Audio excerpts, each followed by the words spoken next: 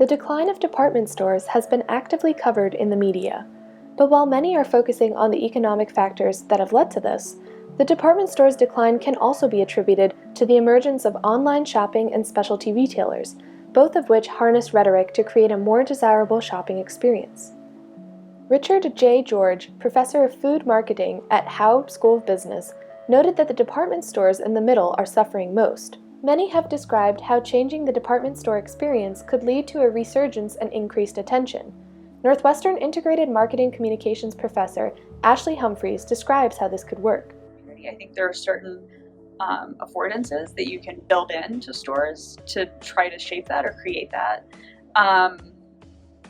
There are also sorts of institutional things you can do to encourage that, like events or meetups or things like that. It's something that can, to some degree, be engineered. What she's discussing reflects the idea of institutional rhetoric, a communication program used to instill its philosophy upon workers, customers, and products. But what is the difference between department stores who sell a multitude of brands compared to its specialty competitors who represent individual brands? Department store. So in other words, it's sort of a commodity and it sits beside all the other different brands of bags. It seems less special in a way than if it's inscribed and it's literally its own store that's just for this bag, whatever it is. I think in the same way, Apple products are sort of in this temple, and the temple is the Apple store, and it has altars, and it has all of these sort of structural elements that gives the product meaning.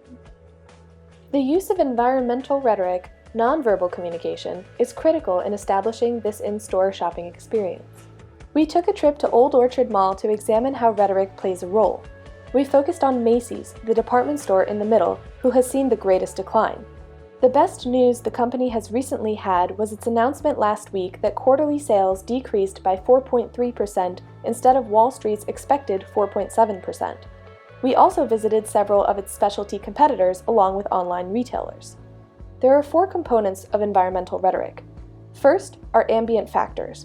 These encompass the ambient qualities of the store, including temperature, sound, smell, and lighting. Lighting is a good place to start at Macy's, as its dated environments are starting to show age. Never mind the stained ceiling tiles. The harsh fluorescent lighting is unpleasant, and during our visit, an entire section of the store was dark. Either the lights were broken or had been switched off, making the store feel neglected. Compare this to a specialty store like Apple, who often uses natural light and has gone so far as filing a patent for its custom lighting system, or Sephora, who strategically positions its lighting to ensure that all products are well illuminated. Another ambient factor is music, which plays a key role in creating the environment and being a part of brand image. During our visit, Macy's playlist was quite unusual and inconsistent. Songs included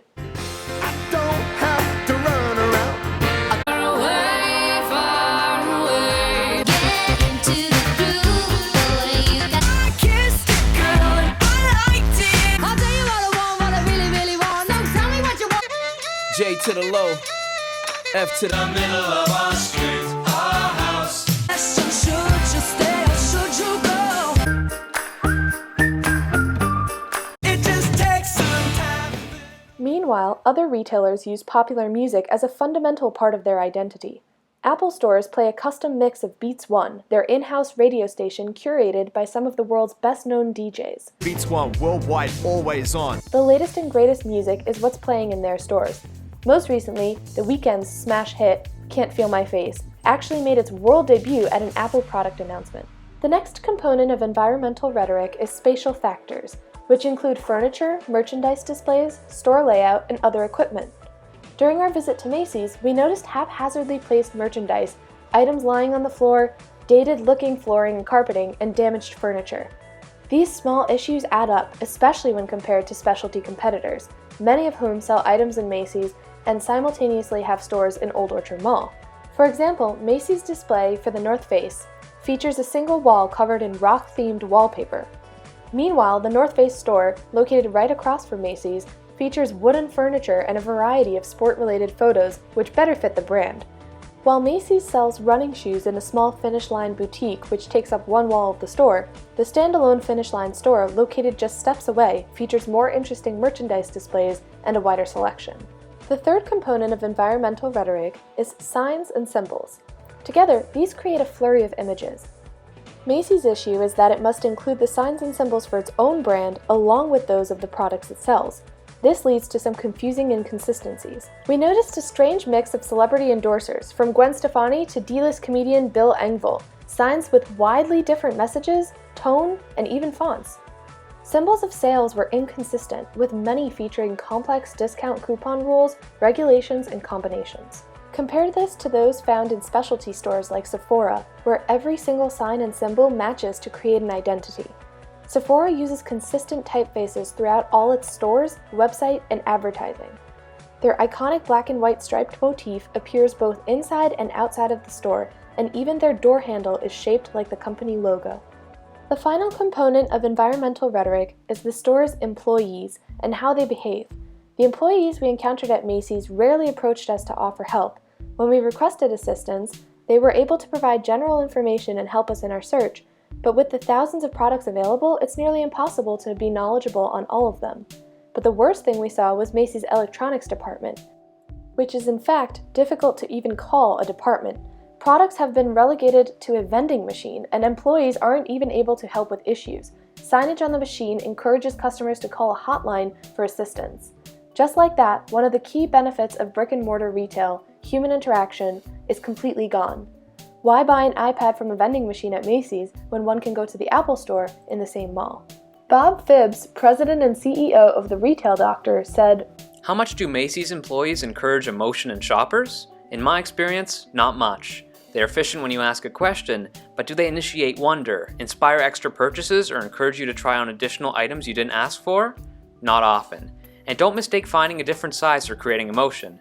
Don't mistake unlocking a dressing room for engaging us. Don't mistake triple rewards points or coupons for making shopping fun and rewarding." Because of this, there's not much reason to go to a department store when a specialty alternative is just around the corner. But today, there is even more competition from another type of retailer, those selling online. But how can environmental rhetoric be used over the internet?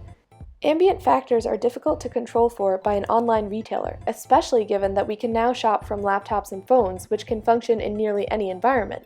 However, just as physical stores can use music to develop an identity, so can online websites.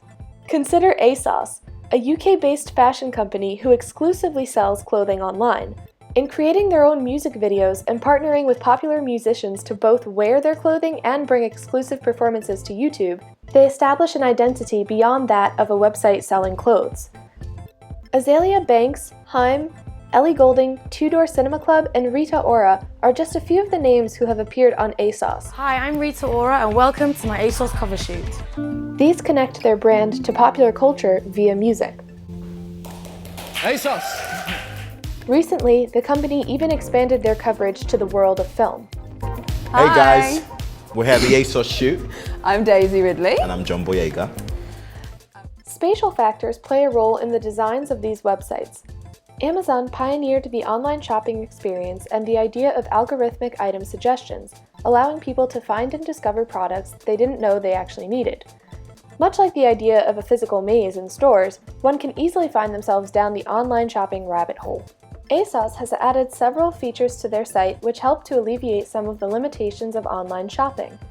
Most products are accompanied by videos in 360-degree views, trying to replicate the experience of feeling a physical product.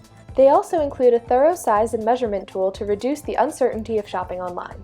Finally, their innovative packaging resembles a shopping bag more than it does a shipping box, replicating the physical aspects of the shopping experience. Signs and symbols play a key role as well. ASOS is able to transform their site's color scheme at any time. For example, they use a bold red color to indicate a site-wide sale. Additionally, Amazon uses its reassuring Prime checkmark logo to represent its rapid shipping options. Lastly, the employees of these companies are still critical, even if many transactions require no human interaction whatsoever. Amazon is known for having excellent customer service via telephone and web chat. Here, one agent named Thor even obliges the customer's desire to roleplay as Odin. ASOS conducts much of its customer service efforts over Twitter given its young target market. They reply to tweets in minutes using a genuine human voice. They even employ so-called stylists who maintain active Instagram, YouTube, and Twitter accounts and give advice and show the world which ASOS products they're wearing. Much like a personal shopper, they're even known to give individual advice when asked online. Overall, these online retailers use their own twist on environmental rhetoric to minimize certain limitations of online shopping while promoting its benefits, making them competitive with brick-and-mortar stores. Borston defines pseudo-events as those which are planned, created, and incited primarily for the purpose of being reported or reproduced. For decades, Macy's has sponsored an annual Thanksgiving Day parade in New York City with enormous balloons and floats featuring popular characters, cartoons, and performers. However, while an audience is drawn to the parade, they are not necessarily brought to the store. Today, specialty retailers have mastered the pseudo-event. They host events in-store to promote the company and draw in customers. Apple hosts lively and bustling store openings, large upbeat new product launches, and publicized in-store performances. Sephora hosts makeover events, structuring them like parties to attract customers to experience a variety of products. These parties are fun and educational and allow for a lot of employee-customer interaction. Some department stores, such as Nordstrom, have experienced less decline than Macy's since catching on to this strategy. When we visited, Nordstrom was hosting an event where tattoo artists customized shoes while an in-store DJ sparked a dance party. Even online retailers have mastered the pseudo-event. Amazon has fabricated its very own holiday called Prime Day, and ASOS regularly holds contests to encourage customers to learn about new products and share them with friends on social media. Rhetoric will be a key point of consideration if department stores are to make a comeback. Innovation in environmental rhetoric and pseudo-events is essential if stores want to continue attracting customers in today's increasingly competitive retail playing field.